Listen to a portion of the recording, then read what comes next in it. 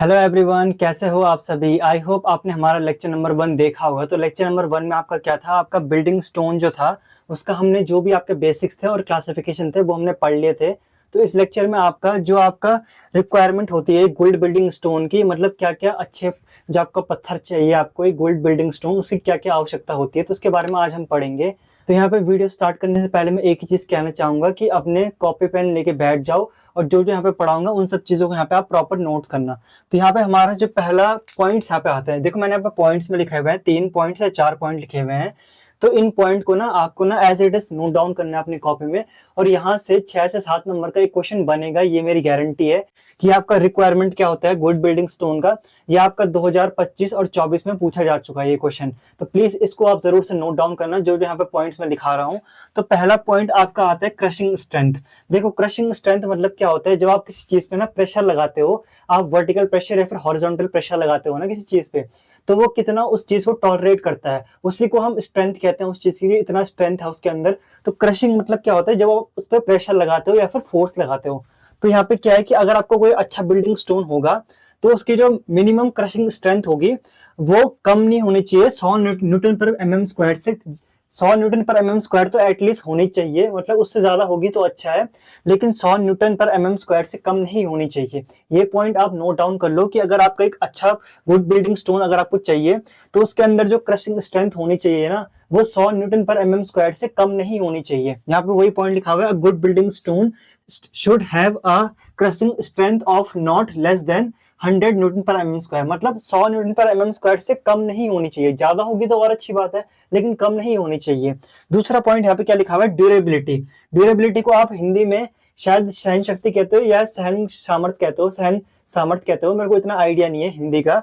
But durability मतलब कितना durable है वो, कि मतलब आपकी एक्सटर्नल फैक्टर की जो आपकी क्लाइमेटिक कंडीशन है उसको वो झेल सके, तो उसी को हम ड्यूरेबिलिटी कहते हैं। तो यहाँ पे पॉइंट क्या लिखा हुआ है कि अच्छा गुड बिल्डिंग स्टोन जो होता है, a good building stone must be durable enough, यानी कि वो इतना ड्यूरेबल होना चाहिए, मतलब उसके अंदर इतनी सहन शक्ति होनी चाहिए to resist the effect of weathering agencies. यहाँ पे वेदरिंग एजेंसीज मैंने पहले भी समझा चुका हूँ, तो मैं बार बार नहीं समझाऊंगा, प्रीवियस लेक्चर को जरूर देखना, वहां से आपके बेसिक कंसेप्ट क्लियर होंगे। तो यहाँ पे ना इतना स्ट्रॉन्ग तो होना चाहिए, फिर इतना ड्यूरेबल तो होना चाहिए वो, ताकि जो आपकी वेदरिंग एजेंसीज है, जैसे कि आपका विंड हो गया, रेन हो गया, और जो आपका वेरिएशन आता है ना कि गर्मी या फिर सर्दी में, तो उन सबको वो झेल सके, तभी तो हमारा वो अच्छा बिल्डिंग स्टोन होगा। तो यहाँ पे आपका तीसरा पॉइंट आता है अपीयरेंस। अपीयरेंस मतलब कि उसका फिजिकल कंडीशन कैसी है, हमें बाहर से देखने में कैसे लग रहा है वो। A good building stone must be uniform colour and free from clay holes, यानी कि अगर आपको एक अच्छा पत्थर आपको चाहिए एक गुड बिल्डिंग स्टोन, तो उसका ना एक यूनिफॉर्म कलर और साइज होना चाहिए, मतलब एक प्रॉपर शेप उसका होना चाहिए, प्रॉपर कलर होना चाहिए। ऐसा नहीं कि कहीं पे उसका कलर अलग है, कहीं पे उसका कलर डिफरेंट है, तो ऐसा नहीं होना चाहिए, यूनिफॉर्म कलर का होना चाहिए। और उसके अंदर कोई भी ना छेद नहीं होनी चाहिए। पत्थर के अंदर अगर छेद होंगे, मतलब उसके अंदर रंध्र होंगे, वॉइड्स जिसे हम कहते हैं ना, तो उसकी क्रशिंग स्ट्रेंथ कम हो जाएगी और वो हमारा एक अच्छा बिल्डिंग स्टोन नहीं होगा। इसलिए यहाँ पे लिखा हुआ है कि वो यूनिफॉर्म मतलब एक समान कलर का होना चाहिए, और उसके अंदर कोई क्ले होल्स नहीं होनी चाहिए। क्ले होल्स या फिर जो छेद होते हैं उसके अंदर ना, वो नहीं होने चाहिए। यहाँ पे आपको 3 पॉइंट क्लियर हो गए। चौथा पॉइंट आपका क्या है, स्पेसिफिक ग्रेविटी। देखो स्पेसिफिक ग्रेविटी अब बेसिक तो इतना पढ़ाऊंगा नहीं मैं, तो यहाँ पर मैं सीधा पॉइंट आपको समझाता हूँ कि आपको जब बिल्डिंग स्टोन की स्पेसिफिक ग्रेविटी होनी चाहिए, यहाँ पे मैंने शॉर्ट में लिखा हुआ है एसजी, यानी कि specific gravity. The SG of building stone is between 2.4 to 2.8, यानी 2.4 से लेकर 2.8 के बीच उसकी स्पेसिफिक ग्रेविटी होनी चाहिए, या तो फिर 2.7 से ज्यादा होनी चाहिए। ये आपका डिफरेंट टाइप से घुमा के क्वेश्चन पूछता है। अगर ऐसे पूछता है कि कितने से कितने के बीच होगी, तो 2.5 से लेकर 2.8 तक ये आपका स्टैंडर्ड है। और अगर पूछेगा कितने से ज्यादा होनी चाहिए, तो यहाँ पे लिखना है आपको 2.7। अब आपको यहाँ से 4 पॉइंट क्लियर हो गए। अब ये 7 नंबर का क्वेश्चन बनेगा तो आपको 7 पॉइंट आने चाहिए आपको एटलीस्ट। तो यहाँ पे मैं आपको 3 पॉइंट एक्स्ट्रा और बताता हूँ जो आपके लिए बहुत ज्यादा इंपॉर्टेंट है। तो वीडियो को पॉज करके इन सब चीजों को या तो नोट डाउन करो या तो फिर इसका स्क्रीनशॉट ले लो। तो एक बार आप इसको नोट डाउन कर लो यहाँ पे। अब यहाँ पे आपके 3 पॉइंट आते हैं, इनको मैं जल्दी से आपको एक्सप्लेन करता हूँ और आसान भाषा में एक्सप्लेन करता हूँ। तो जो पहला आपका यहाँ पे आता है, मतलब 5वां जो यहाँ पे है नंबर वाइज, वो है आपका पोरोसिटी। अब देखो पोरोसिटी यहाँ पे थोड़ा नया टर्म आपको लग रहा होगा, तो मैं आपको एक सिंपल ट्रिक से समझाता हूँ। देखो कोई भी आपने कभी ये चीज सुनी है, आपने कोई पत्थर है अगर वो आपका पानी एब्जॉर्ब करता है, तो मतलब वो कैसे एब्जॉर्ब करता है, उसके अंदर कुछ आपके वॉइड्स प्रेजेंट होंगे या फिर रंध्र प्रेजेंट होंगे।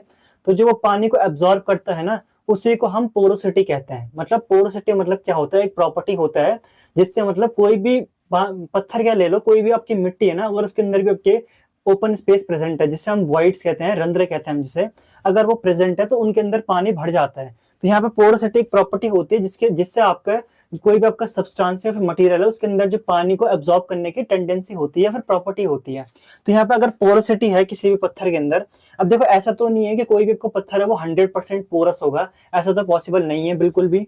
तो यहाँ पे हमारा जो रिक्वायरमेंट है या फिर आवश्यकता है, तो आपका गुड बिल्डिंग स्टोन जो होता है, a good building stone should not absorb more than 5% of water.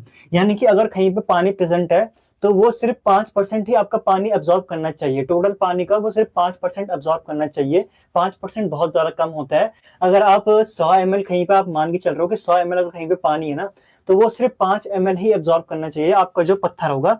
अगर वो 10% से ज्यादा एब्जॉर्ब करता है, किसी किसी केस में वो 5% से ज्यादा कर लेता है एब्जॉर्ब, लेकिन अगर वो पत्थर जो है आपका वो 10% से ज्यादा पानी एब्जॉर्ब कर रहा है, तो उसको हम रिजेक्ट कर देंगे, मतलब उसको हम नकार देंगे या फिर उसे हम इस्तेमाल नहीं करेंगे। तो यहाँ पे आगे ये लिखा हुआ है कि if it is absorb more than 10% it will be rejected. Same वही चीज है कि अगर 5% तक हो तो वो हमारे लिए अच्छा गुड बिल्डिंग स्टोन होता है, लेकिन अगर थोड़ा ज्यादा है तो चलेगा, लेकिन अगर 10% से ज्यादा है तो उसे हम रिजेक्ट कर देंगे। मतलब कुछ कुछ कंडीशन ऐसी होती है जहाँ पे हमें प्राइस को ध्यान में रखते हुए हमें हमारा कंस्ट्रक्शन करना होता है। तो वहां पे हम थोड़ा ऐसे कर सकते हैं कि हम 5% से ज्यादा अगर एब्जॉर्ब कर रहा है तो हम उसे ले सकते हैं, लेकिन 10 से ज्यादा होगा तो हम उसे कैंसिल आउट कर देंगे, मतलब हम उसे आपका कंस्ट्रक्शन में इस्तेमाल नहीं करेंगे। ये आपको समझ आ गया। छठवां यहाँ पे लिखा हुआ टेक्सचर। देखो टेक्सचर मतलब क्या होता है, जो बाहर बाहर का आपका सरफेस है, जैसे कि आपका स्टोन है ना, तो जो आपका ये बाहर का जो भी आपका ये आपको सरफेस दिख रहा है ये पत्थर का, इसी को आपका टेक्सचर बोलेंगे हम। मतलब टेक्सचर अगर हम बात करेंगे तो इसका जो आउटर सरफेस होगा उसके बारे में हम बात करेंगे। तो यहाँ पे क्या लिखा हुआ है, a good building stone should have a closed grain and compacted structure. यानी कि हमारा जो कोई अगर गुड बिल्डिंग स्टोन है ना, तो उसका क्लोजली पैक्ड होना चाहिए, वो टाइटली पैक होना चाहिए। यहाँ पे क्लोज ग्रेन लिखा हुआ है ना, क्लोज ग्रेन मतलब दाने के साइज का, जैसे आपका दाना होता है ना, उसके दाने जैसे पार्टिकल होंगे वो टाइटली पैक होनी चाहिए। आपके पार्टिकल से बहुत छोटे होते हैं, आपको पता होगा ये चीज। और वो कॉम्पैक्टेड होना चाहिए, मतलब उसके अंदर हो सके तो वॉइड्स कम से कम होने चाहिए, या फिर जो आपका ओपन स्पेस होता है ना वो कम से कम होना चाहिए, यानी कि टाइटली पैक होना चाहिए एक टाइप से। आप इसे ऐसे समझ सकते हो। तो यहाँ पे आपको ये पॉइंट समझ आ गया। मैं दोबारा पढ़ देता हूँ कि जो आपका गुड बिल्डिंग स्टोन होगा उसके अंदर एक क्लोज ग्रेन आपका स्ट्रक्चर होना चाहिए। क्लोज ग्रेन मतलब जैसे दाने होते हैं ना आपके, वो टाइटली पैक होते हैं, तो सेम आपका स्टोन भी ऐसी होना चाहिए आपका पत्थर, और कॉम्पैक्टेड होना चाहिए, मतलब अच्छी तरीके से वो कॉम्पैक्ट होना चाहिए। ऐसा नहीं कि उसके अंदर आपके आपके छेद वगैरह प्रेजेंट है, फिर वॉइड्स प्रेजेंट है। तो ये था इस पॉइंट का मतलब। और सातवां पॉइंट क्या है, रेजिस्ट टू फायर, यानी कि वो फायर का मतलब विरोध कर सके। रेजिस्ट मतलब यही होता है कि वो फायर का जो असर है उसको वो झेल सके, उसका वो विरोध कर सके। तो यहाँ पे क्या लिखा हुआ है, रेजिस्ट टू फायर। यहाँ पे आगे लिखा हुआ है अ गुड बिल्डिंग स्टोन, मतलब अगर कोई अच्छा बिल्डिंग स्टोन है, हर लाइन हर टॉपिक में आपका हर पॉइंट में आपका ये लाइन तो आएगी, अगर गुड बिल्डिंग स्टोन होगा वो should be able to resist high temperature. यानी कि आपका जो फायर होता है उसका टेम्परेचर आपका 100 डिग्री से भी ज्यादा होता है कई बार कुछ केसेस में, तो वो ना आपका हाई टेम्परेचर को झेलना चाहिए। हाई टेम्परेचर हो, फिर चाहे आपका रेजिस्ट टू फायर क्यों ना हो, अगर वो आग को झेल दे रहा है तो मतलब वो किसी भी टेम्परेचर या फिर क्लाइमेटिक कंडीशन में वो सर्वाइव कर सकता है आपका बिल्डिंग स्टोन।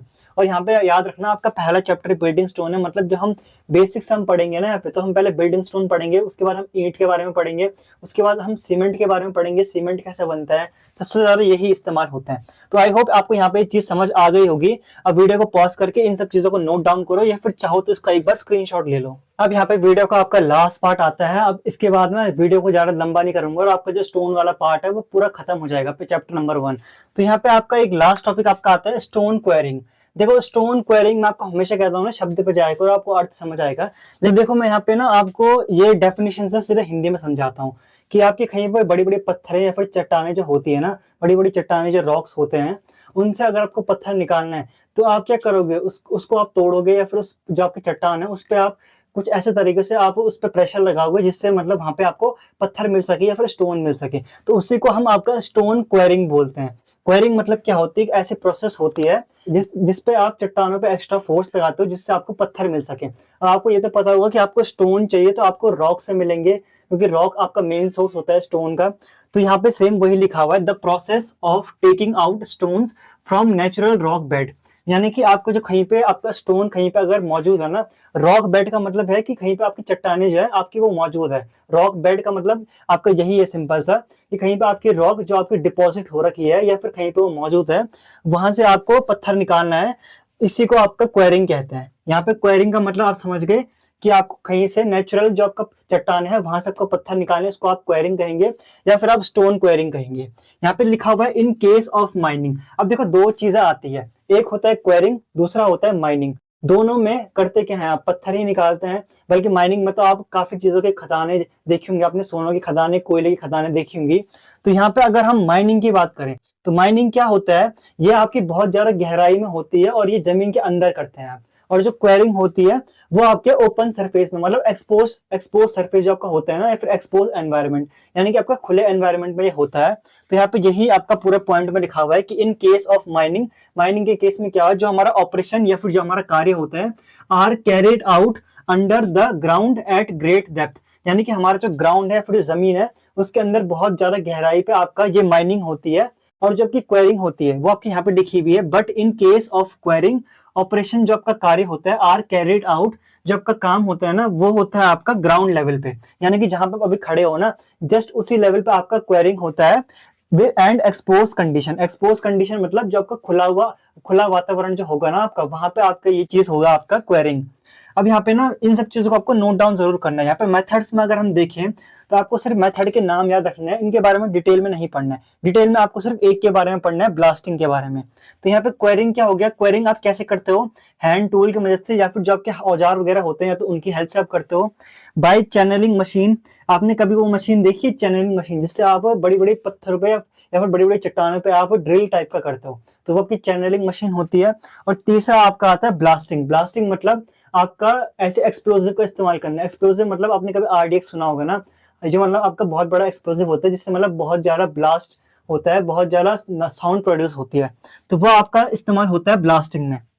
अब यहाँ पे मैं आपको एक एक चीज इसलिए लिख के यहाँ पे समझा रहा हूँ ना, क्योंकि आपको ना नोट्स प्रोवाइड करना बहुत ज्यादा जरूरी है, क्योंकि यहाँ से आप रिवीजन करोगे। अगर मैं आपको सिर्फ यहाँ पे समझा दूंगा तो वो आपके लिए काफी नहीं होगा, इसलिए मैं आपको यहाँ पे नोट्स दे रहा हूँ, ताकि इन सब चीजों को आप नोट डाउन कर सको और आप इनको बाद में ना रिवाइज कर सको। यहाँ से बहुत ज्यादा क्वेश्चन बनते हैं, चाहे आपका कॉम्पिटेटिव में ले लो, चाहे आपके कॉलेज लेवल पे ले लो, तो आपको इन सबको पढ़ना बहुत ज्यादा जरूरी है। इसलिए मैं यहाँ पे हर एक चीज लिख के ना आपको समझा रहा हूँ। और यहाँ पे ना टाइम कंज्यूमिंग बहुत ज्यादा है, तो प्लीज यार वीडियो को ना थोड़ा शेयर करो, वीडियो को लाइक करो, अपना रिस्पांस दो, और हो सके तो चैनल को सब्सक्राइब करो अगर आप न्यू सब्सक्राइबर हो हमारे। तो यहाँ पे आपका ये तो आपको समझ आ गया कि आपके मेथड्स क्या क्या है। या तो आप औजार की हेल्प से लोगे, हैंड टूल्स जो आपके होते हैं, या फिर आप चैनलिंग मशीन की। चैनलिंग मशीन ना एक बार आप खुद से देख लेना, शायद हो सकता है कि आपको जो मैं बता रहा हूँ वो कुछ और हो, तो आप एक बार ना चैनलिंग मशीन का चेक कर लेना। और तीसरा आपका आता है ब्लास्टिंग। बस इसके बारे में हमें थोड़ा सा और पढ़ना है, ब्लास्टिंग के बारे में, क्योंकि इसके इफेक्ट वगैरह क्या होते हैं वो हमें पढ़ने पड़ता है, वो हमारे पेपर में आता है। तो आप चाहे तो इन सब चीजों को यहाँ पे नोट डाउन करो, या फिर इसका स्क्रीनशॉट ले लो। अब आपके वीडियो का ये लास्ट पार्ट बचा हुआ है, तो प्लीज यहाँ तक अगर आप बने हो तो इन सब चीजों को आखिर में पढ़ लो। तो देखो आपके पास क्वेरिंग, आपने समझ लिया कि क्वेरिंग होती क्या है। अभी मैंने जस्ट आपको बताया कि क्वेरिंग क्या होती है। तो क्वेरिंग करने के तीन मेथड थे, एक चैनलिंग मेथड था, एक आपका हैंड टूल्स था, और तीसरा ब्लास्टिंग था। अब देखो इसका नाम ही ब्लास्टिंग है, तो मतलब इसमें हम क्या करेंगे, हम कहीं पे एक्सप्लोजिव का इस्तेमाल करेंगे, मतलब ब्लास्ट करवाएंगे। तो वही यहाँ पे पूरा लिखा हुआ है कि आपकी ये प्रोसेस जो होती है, the process of quarrying stones, यानी कि हम पत्थर निकाल रहे हैं ना अल्टीमेटली हम चट्टानों से, stones with the help of explosive, explosive मतलब ऐसे कंपाउंड या फिर ऐसे मटेरियल का इस्तेमाल करोगे जो बहुत ज्यादा डेंजरस होते हैं, बहुत ज्यादा हार्मफुल होते हैं। तो ऐसे अगर आप इनका इस्तेमाल करते हो तो उसको आपका ब्लास्टिंग कहते हैं। मतलब एक्सप्लोजिव मतलब आपने कभी ऐसा सुना है कि जैसे कि एटम बम हमारा एक एक्सप्लोजिव है, इतना बड़ा तो हम एक्सप्लोजिव इस्तेमाल नहीं करेंगे, बट कुछ ऐसे एक्सप्लोजिव होते हैं जिन्हें स्पेसिफिक इन्हीं के लिए होते हैं। और जैसे हम उसका इस्तेमाल करते हैं तो जो आपकी बड़ी बड़ी रॉक्स होती है, मतलब जो बड़ी बड़ी चट्टानें होती है, वो एकदम टुकड़ों में टूट जाती है, तो उन्हीं को हम एक्सप्लोजिव कहते हैं। अब यहाँ पे क्या होता है, इस मेथड को हम कब इस्तेमाल करते हैं ये आपको जानना जरूरी है। ब्लास्टिंग हम ऐसे तो कहीं पे भी कर नहीं सकते, तो दिस मेथड इज यूज्ड, यहाँ पे लिखा हुआ है, when the rocks are dense comma hard, यानी कि या तो फिर आपके जो रॉक्स हैं वो बहुत ज्यादा ही घने हैं, मतलब बहुत ज्यादा वो डेप्थ तक हैं, बहुत ज्यादा घने हैं और बहुत ज्यादा हार्ड है, या तो फिर बहुत ज्यादा घने हैं डेंस है, या फिर बहुत ज्यादा हार्ड है और या तो फिर हमें जो क्वेरिंग करनी है वो हमें बहुत बड़े पैमाने पर करनी है, या फिर यहाँ पे लिखा हुआ है when quarrying is to be done on large scale. Large scale मतलब बहुत बड़े पैमाने पर आपको क्वेरिंग करनी है। आपको ये नहीं कि आपको सिर्फ एक स्पेसिफिक एरिया करना है, आपको बहुत बड़े एरिया पे आपको क्वेरिंग करनी है, तब हम आपका ब्लास्टिंग का इस्तेमाल करते हैं। ये आपको समझ आ गया।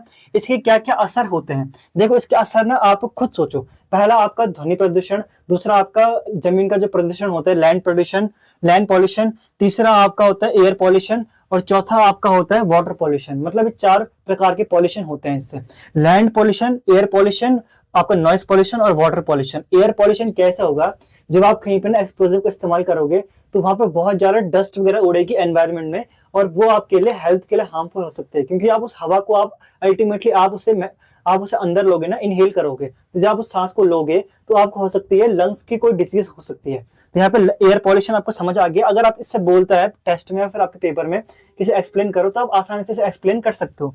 वाटर पॉल्यूशन कैसे होता है, अगर आपके डस्ट वगैरह है, अगर वहां पे एनवायरनमेंट में आपके पानी के कांटेक्ट में आती है, वाटर बॉडीज के कांटेक्ट में, तो सेम आपका जो एक्सप्लोजिव के जो कुछ कुछ टुकड़े होते हैं या फिर कुछ कुछ उनके जो अंश होते हैं, तो वो आपके पानी में मिल जाएंगे, तो वो आपका पूरा पानी खराब कर देंगे, कंटेमिनेट कर देंगे। लैंड पॉल्यूशन मतलब कैसे होगा, कहीं पे अगर आपके ब्लास्टिंग होगी ना तो वहां से आसपास की जो जमीन है उस पर भी सारा असर पड़ता है। मतलब हो सकता है कि वहां पे दरार वगैरह पड़ जाए, या फिर आपकी अगर कहीं पे रोड वगैरह कंस्ट्रक्शन होगा तो हो सकता है वहां पे सारे क्रैक्स पड़ जाए, या फिर आपका डिमोलिश हो रहा है या फिर टूट जाए सब चीज। और नॉइस पॉल्यूशन आपको पता होगा, जब आपका ब्लास्ट होता है कहीं पे तो बहुत ज्यादा मात्रा में आपकी नॉइज निकलती है, यानी कि आवाज निकलती है।